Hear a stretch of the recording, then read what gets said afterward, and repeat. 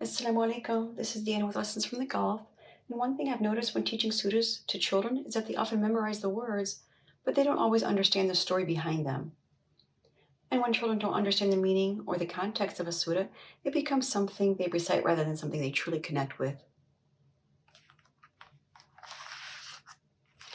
So today I wanted to share a simple way to slow down and help children actually understand Surat Al-Fil.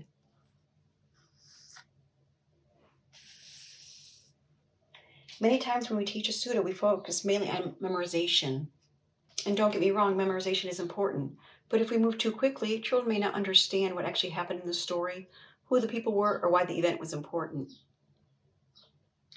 And when children understand those things, the surah becomes much more meaningful to them.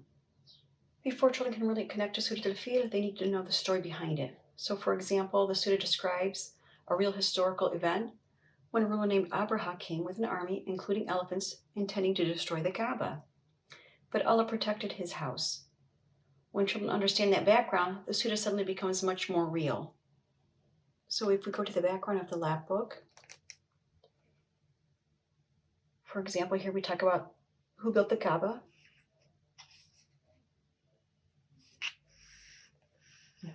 and why it's important to us. And when children understand that connection, the story of Surat Al-Fil becomes much clearer.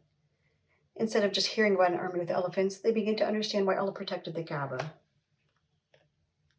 So if we go to a different section of the lapbook,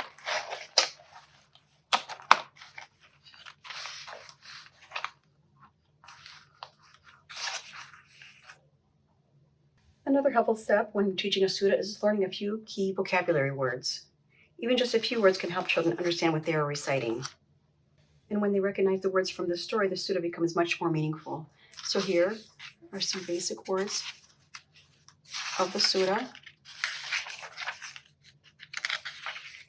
And they can trace it. It's made very light, so the kids can trace it to learn how to write it. And what I've noticed over the years is that when we slow down like this, children remember the story behind the surah. They remember that Allah protected the Kaaba. They remember the people of the elephant. And they remember that Allah is powerful and capable of protecting what is sacred. So after learning the story and the vocabulary, I also like to ask children simple questions. So for example, what the story teaches us about Allah's power, He is Al-Qawi. And they trace through Allah's name right here as well.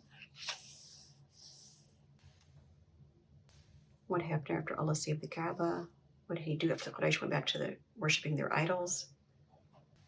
One of the reasons I started creating lapbooks like this is because I wanted something that would help guide children through a surah step by step. Each activity focuses on a different path of the surah. So here is about Surat Al-Fil. Back here where I showed you is the background.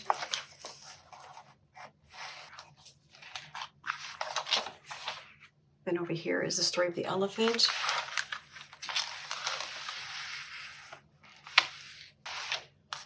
Quran recitation etiquette. And in the center, I have practice and review. And when children interact with what they are learning, they tend to remember it much better. If you'd like to try this approach with your children, I also offer a free Surat Al-Fatiha lapbook that you can download. It helps children explore the meaning and vocabulary of the surah in a hands-on way, and I'll leave that link below in the description box. And if you'd like to hear the full story behind Surat Al-Fil, I'll also be making this video where I walk through the story step by step. May Allah subhanahu wa ta'ala place barakah in our efforts and allow our children to grow with a deep connection to His book. Assalamu alaikum wa rahmatullahi wa barakatuh.